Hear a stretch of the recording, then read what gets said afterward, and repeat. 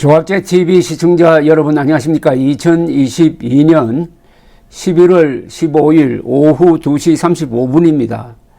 이태원 압사 사고 사망자 명단을 공개하는 이 행위는 도대체 어떻게 이해해야 할까요? 더구나 유족의 동의도 없이 그 이름을 공개를 하면은 유족들을 두 번 죽이는 것 아닙니까? 그것보다도 이 의도가 뭐냐는 겁니다. 이렇게 해서 국민들의 공분을 촉발시켜서 제2의 촛불 뭐를 하겠다는 겁니까? 그런데 국민들이 화는 났어요. 누구한테 화가 났느냐? 이 건에 관해서는 윤석열 정부에 화가 난 게 아니라 이런 유족들의 슬픔을 정치적으로 악용하려고 하는 이 세력이라면은 넓게는 민주당 세력이고 더 좁히면 이재명 세력인데 이재명 세력에 대한 분노가 폭발할 겁니다. 그렇게 되면은 완전히 자충수가 될 겁니다. 그러니까 이태원 사고의 말하자면은 그 국민적 분노가 윤석열 정부로 향하는 게 아니라 이재명 세력, 이런 지금 폐륜적 행위를 하고 있는 반인도적 행위를 하고 있는 자들에게 향할 것이 분명합니다. 그래서 좌파는 자충수로 망한다, 보수는 분열로 망한다 하는 이 법칙이 한국 정치에서 살아 있습니다. 어쨌든 이것은 명백한 불법행위입니다. 따라서 누가 이 명단을 유출했는지는 반드시 수사를 해야 되는데 이제 그쪽 방향으로 갈 수밖에 없게 되어 있습니다. 왜냐하면 시민단체가 이 이태원 사망자 명단을 언론에 유출한 공무원을 처벌해달라면서 고발장을 제출했습니다. 공무원밖에 모르죠. 공무원밖에. 그러나 이런 가능성이 있습니다. 그 공무원이 이 자료를 혹시 국회의원에게 넘겼고 국회의원이 이를 이 친 이재명계 언론사에 또 넘겨줬을 가능성은 있습니다. 그러나 그 소스는 공무원일 수밖에 없는 거죠. 정치권에서도 전체 명단은 정부 밖에서는 알 수가 없다. 그러니까 입수 경위에 대한 수사가 필요하다고 했습니다. 오늘 시민단체 사법시험 준비생 모임은 이태원 사고 사망자 155명의 이름을 공개한 언론사, 이게 언론사라고 해야 될지 참, 어쨌든 시민언론 민들레, 시민언론 더 탐사의 명단을 유출한 공무원을 공무상 비밀 누설죄로 처벌해달라는 고발장을 대검찰청에 제출했습니다. 이 단체는 이태원 참사와 관련한 사망 부상자 명단 등 인적 정보는 담당 공무원만이 보유하고 있어야 하는 것이 원칙이다. 인적 정보 일체가 언론사에 넘어간 것으로 볼 때 공무원이 이를 누설한 것으로 보아야 한다고 했습니다. 이 단체는 또 언론사들이 공개한 명단은 국가에서 아직 집계가 모두 끝나지 않아 국민 전체에 공개할지 결정하지 않는 직무상 비밀 정보에 해당한다고 봐야 한다. 공무원이 피해자의 신원 정보를 유족에게 알려줄 의무는 있지만은 전원의 명단을 다른 피해자들에게 건네줄 이유는 없다. 여러 이유를 감안하면 공개를 원하지 않는 피해자들의 인적 정보는 공무상 비밀 누설죄에서 보호하는 직무상 비밀 정보에 해당한다고 이렇게 정의를 했습니다. 이 단체는 또 해당 공무원이 이태원 사망자 명단을 누설한 행위는 공개를 원하지 않는 유족들의 동의도 얻지 않는 걸 고려하면은 특별히 위법성이 사라질 사유도 보이지 않는다고 했습니다. 그러면서 명단을 공개한 언론사에 대한 압수수색 등의 절차를 거쳐서 누설한 피고발인이 누구인지 특정해서 처벌해달라고 요구를 했습니다. 국민의힘에서도 법적 대응이 필요하다는 목소리가 높아지고 있습니다. 하태경 의원은 페이스북에 전체 명단은 전부 바깥에서는 알 수가 없다. 경찰, 검찰, 행정안전부 등 정부 내에서만 취합하고 권한 있는 사람들에게만 공개되었을 것이다. 명단 전체가 유출된 것은 공무원의 개인정보 무단 유출에 해당한다. 5년 이하의 징역에 처해야 하는 중대한 범죄라고 했습니다. 그러면서 하태경 의원은 희생자 명단 유출과 민들레 측의 입수 경위에 대한 적각 수사가 필요하다는 입장을 밝혔습니다. 정진석 비상대책위원장은 국민의힘 유족의 동의 없는 희생자 명단 공개는 유족의 아픔에 또다시 상처를 내는 것이다. 반드시 법적 대응이 필요하다.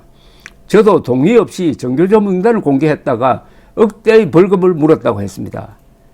한동훈 장관도 유출 경로에서 불법 가능성이 있을 수 있다고 했습니다. 한 장관은 오늘 국회 예산결산특별위원회 전체 회의에서 명단은 철저하게 공적 자료다. 150여 명의 자료를 더 탐사한 민들레가 훔친 것이 아니라면은 누군가 제공했을 가능성이 제일 크지 않겠는가라고 했습니다.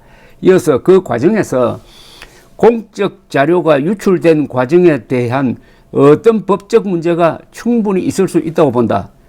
다만 수사 필요성이 있느냐는 질문에 대해서 법무장관으로서 구체적인 수사 필요성까지 말씀드리는 것은 적절치 않다고 했습니다. 그런데 유출 과정에 더불어민주당 의원이 연루됐다는 의혹도 제기되었습니다. 장승철 공론센터 소장은 어제 YTN을 통해서 보도와 관련하여 근본적으로 문제 삼고 싶은 것은 저 명단을 어떻게 입수했을까 하는 것이다. 경찰에서는 언론에 주지 않았을 것 같고 민주당 국회의원이 경찰청에 자료 요구를 해서 명단을 입수하고 결국에는 민들레 측에 넘긴 것 아니냐고 추정한다고 했습니다. 그런데 이 사람들이 명단을 공개한다는 것은 이거는 상당히 신중해야 합니다. 그 이름이라는 것은 그 사람의 정체성입니다. 그 이름이 공개될 때 그 이름에 붙어가지고 그 사람에 대한 정보가 많이 공개가 되는 겁니다. 그러니까 이건 철저하게 프라이버시로 생각하고 언론이 그렇게 다루었습니다. 요사이 뭐 피의자 A씨 뭐 이렇게 나오지 않습니까? 심지어 살인범 이름도 이렇게 A씨 뭐 이렇게 해주는 겁니다. 그러면은 본인이 원하지 않는 본인은 뭐 돌아가셨으니까 그렇지만 유족들이 원하지 않는 이 명단을 공개한 것은 적어도 유족이나 사망자를 위한 애도의 마음에서 한 것은 분명히 아닐 것입니다. 이렇게 무례하게 하는 게 사회적 지탄을 받을 수가 있고 그리고 무엇보다도 법에 걸린다. 이걸 감수하고라도 이렇게 해야 되는 할 수밖에 없는 저 집단의 심리는 뭡니까 이거? 혹시 이렇게 해서라도 윤석열 대통령을 괴롭혀가지고 반사적으로 이재명 민주당을 보호해 주겠다는 겁니까? 그리고 이런 명단 공개는 어떤 느낌을 주느냐 하면은 마치 수배자 명단을 공개하는 것 같은 그런 뉘앙스입니다. 이게 명단 공개하면은 그러니까 공개를 원치 않는 사람의 명단을 공개한다고 하면은 일단 받아들이는 사람은 그 사람이 뭔가 숨길 것이 있다. 이렇게 생각할 것 아닙니까? 아니, 이태원에 놀러 가서 돌아가신 분이 무슨 죽을 죄를 지었습니까? 저기 무슨 상방울 회장처럼 해배를 도피한 사람입니까? 아니, 이 사람들이 도망자입니까? 사망자 아닙니까? 사망자는 고인이라고 부르잖아요, 우리가. 고인 하면은 그 앞에서 옷깃을 여며야 되는 것 아닙니까? 그런데 명단을 공개를 해버렸다? 이거는 법 이전의 상식과 예의를 완전히 무시한 것인데, 물론 저 사람들이 가지고 있는, 저 세력이 가지고 있는 어떤 가치관에 비춰보면은 아마 양심의 가책은 전혀 느끼지 않을 겁니다. 얼마나 이 사상이라는 게 겁나는가를 알 수가 있습니다. 저런 사상에 물들면은 부끄러움을 모릅니다. 양심이 마비되어 버립니다. 아까 뭐 언론사 운운했는데 언론사가 저런 짓을 하면은 언론기관으로 대우해 줄 필요가 없습니다. 선동기관으로 대우해 주면 됩니다. 요사이 자꾸 MBC가 전용기에, 대통령 전용기에 기자가 못 탔다고 해가지고 그걸 언론 탄압으로 몰고 가는데 MBC가 언론사입니까? 선동기관이지. 언론기관이라고 하는데 속지 맙시다. 언론기관 중에 정상적인 기관도 있고 언론이라는 간판을 선 선동기관도 있으니까 이걸 잘 가려야 합니다.